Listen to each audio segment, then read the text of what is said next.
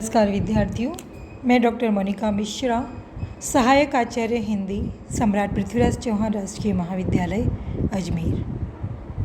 विद्यार्थियों, आज के इस व्याख्यान में आपका स्वागत है। आज हमारे व्याख्यान का विषय पूर्व के व्याख्यान के तहत ही बिहारी है और बिहारी के अंतर्गत हम उनके पदों की व्याख्या करेंगे। हमने अपने पूर्व के व्याख्यान के अंतर्गत बिहारी के 7 पदों की व्याख्या करी। आज हम उनके आगे के पदों की व्याख्या करेंगे। आज हम ले रहे उनका पद संख्या 8। 7 तक हमने कर लिया था। दिन 10 आदरू पाई के करीले आपू बखानू, जो लगी काक सराद पखू, तो लगी तो सन्मानू। बिहारी का ये पद नीति से संबंधित है और इस पद के अंतर्गत कवि ने यह बताया गया है कि जो व्यक्ति अयोग्य है वो क्या करता है, कई बार समाज में प्रतिष्ठा प्राप्त कर लेता है। उसी का वर्णन करते हुए कवि कह रहे हैं, कौवे का रूपक दिया इन्होंने, ये अन्योक्ति दी है। दिन 10 आदरू पाई के, दिन 10 दिन आदर प्राप्त करके, करीले आपू बखानू, अपने आप का बखान, अपना वर्णन कर ले है। जो लगी काग सराद पखू, तो लगी तो सन्मानू। जो लगी काग, हे कौवे, जब तक श्राद्ध का पक्ष है, श्राद्ध पक्खू मतलब श्राद्ध का पक्ष है, तो लगी तो सन्मानू, तब तक ही तुम्हारा सम्मान होगा। कहने का मतलब है कि ये कौवे, थोड़े दिनों तक ही तुम्हारा क्या होगा, सम्मान तुम्हें मिलेगा। लोग तुम्हारा सम्मान करेंगे, चाहे तू अपने और उस सम्मान की तो खूब प्रशंसा कर ले, लेकिन तेरा ये सम्मान स्थायी नहीं है। यह तभी तक रहेगा जब तक कि यह श्राद्ध चलेगा, और श्राद्ध पक्ष जैसे ही समाप्त होगा कोई तुझे पूछेगा भी नहीं और तू अनादर का पात्र बन जाएगा। कहने का मतलब है कि जब अयोग्य व्यक्ति या छोटा व्यक्ति जब अचानक से सम्मान प्राप्त कर लेता है, जो सम्मान जो उसके लायक भी नहीं है, तब वह अपनी प्रशंसा करता फिरता है। एक प्रकार से यह अनुप्रास और अन्योक्ति अलंकार है, भाषा ब्रजभाषा है। अगला हम लेते हैं 9वां पद।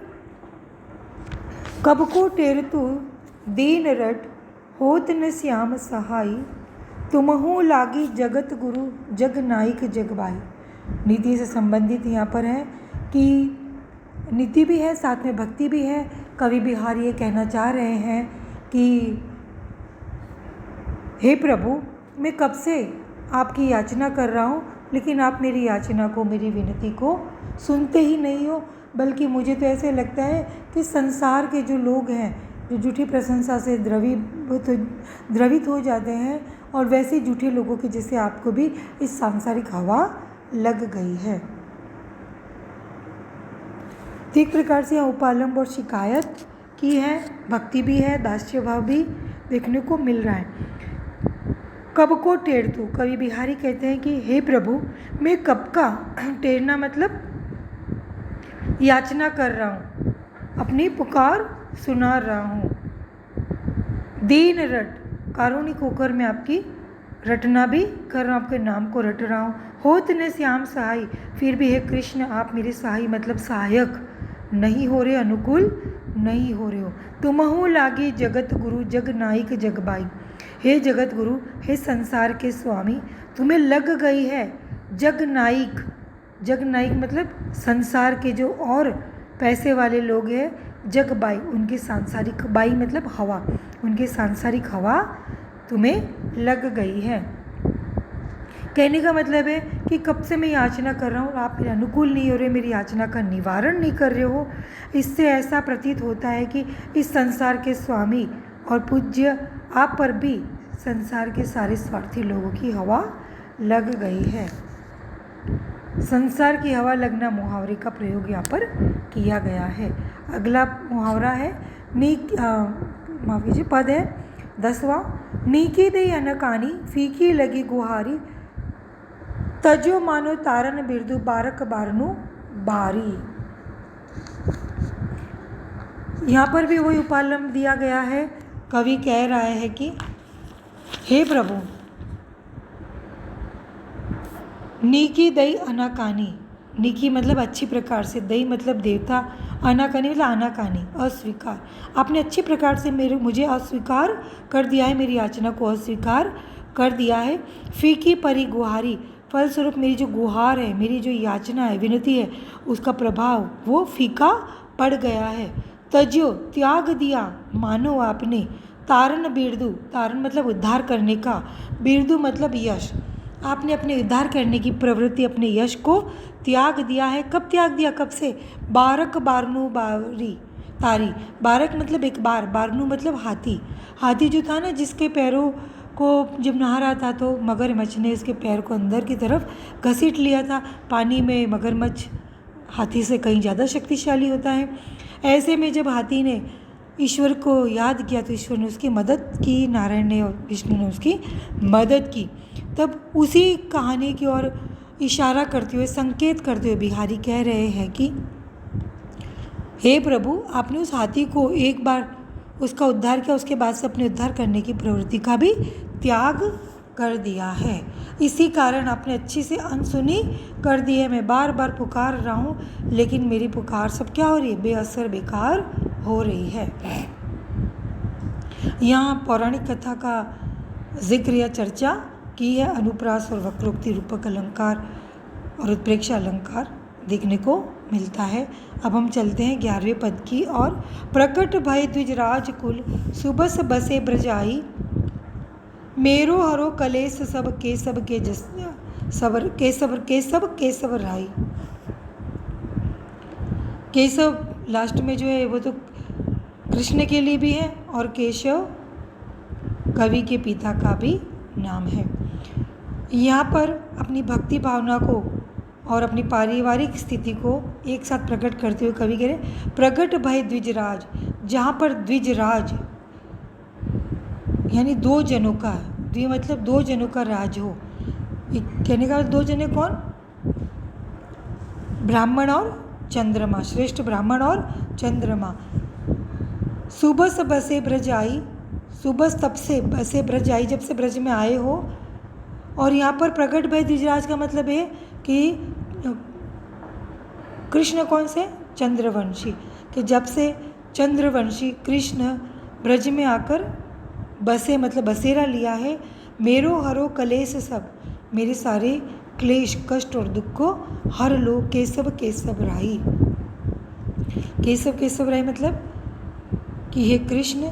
केशव राय मतलब कवि के पिता, यानी मैं उनका पुत्र हूँ। मेरे सारे क्लेश को, आदि भौतिक, आदि दैविक और भौतिक दुखों को, मेरे क्लेश और कष्ट को हर लो। यदुवंशी, यानी यदुवंश में तो थे, लेकिन उनका जो मूल वंश था वो चंद्रवंशी था। और दूसरा था श्रेष्ठ ब्राह्मण वंश में आपका जन्म हुआ है। यहाँ पर श्लेष अलंकार, पुनरुक्ति, प्रकाश और यमक अलंकार देखने को मिलता है। अब हम चलते हैं 12वें पद की ओर। मोहे तुम्हें बाड़ी बहस, को जीते जदुराज, अपने अपने बिरत की दुई निभावत लाज। नीति से और भक्ति से संबंधित है। कवि अपने आराध्य से निवेदन भी कर रहे हैं और एक प्रकार से चुनौती भी दे रहे हैं। कवि कह रहे हैं कि हे कृष्ण, आप और मेरे में बहस बढ़ गई है। मोहे तुम्हें बाड़ी बहस, मोही मतलब मुझ में, तुम्हें मतलब तुम में, बाड़ी मतलब बढ़ गई है बहसबाजी। को जीते जदुराज, है यदुराज।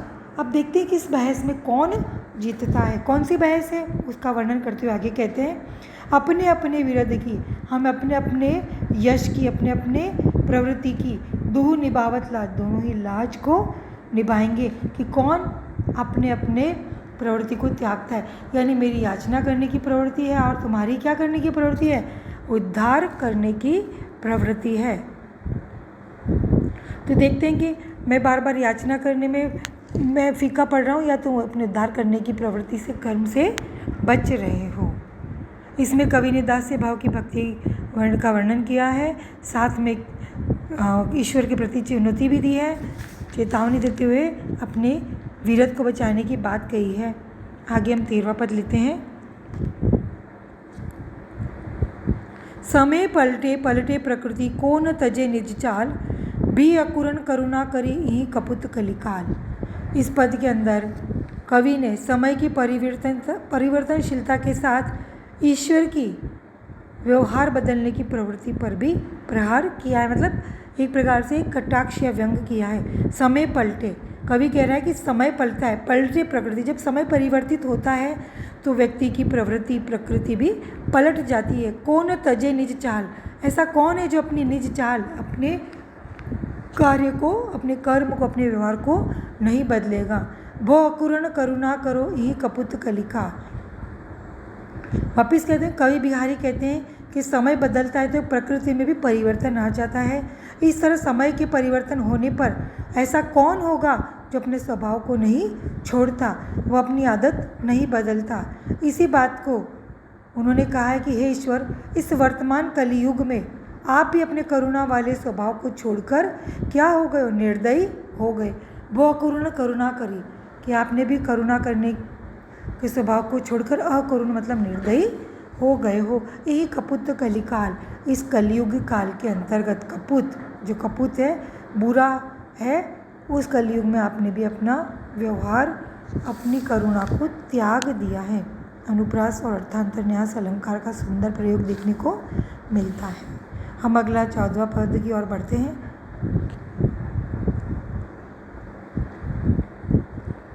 ज्यों ज्यों बढ़े विभावरी त्यों त्यों बढ़त अनंत, ओक ओक सब लोक सब कोक कोक सब हेमंत। यहाँ पर कवि ने सुख दुख की वृद्धि कैसे बढ़ती है उसका सुंदर वर्णन किया है। ज्यों ज्यों बढ़ती विभावरी, की जैसे जैसे रात्रि बढ़ती है, त्यों त्यों बढ़त अनंत, कि जैसे जैसे रात बढ़ती जाती है वैसे वैसे प्रत्येक घर में नायक नायिकाओं के सुख में भी अनंत सुख उनका होता जाता है, यानी सुख में अभिवृद्धि होती जाती है। ओक, ओक मतलब घर, ओक मतलब चकवा, ओक मतलब घर घर के अंदर सुख की अभिवृद्धि होती जाती है। लोक मतलब संसार के घर घर में सुख मतलब सुख। कोक कोक हेमंत, किंतु हेमंत ऋतु के अंतर्गत कवि कह रहे हैं,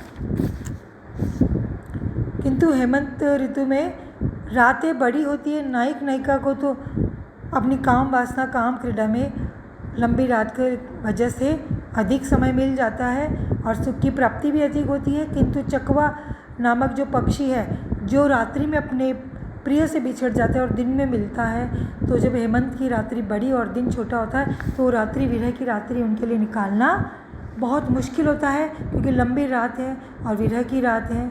तो कह रहे हैं कि एक ही समय है, किंतु संसार के घर घर में सुख की अभिवृद्धि हो रही है क्योंकि सबको अपने प्रिय मिले हुए हैं, किंतु जो चकवा है उसे दुख की संचार हो रहा है। क्यों? क्योंकि वो रात में अपनी प्रिय से बिछड़ जाता है। यहाँ पर दीपक अलंकार है, पुनरुक्ति प्रकाश है, अलंकार है, उद्दीपन विभाव का प्रयोग सुंदर हुआ है।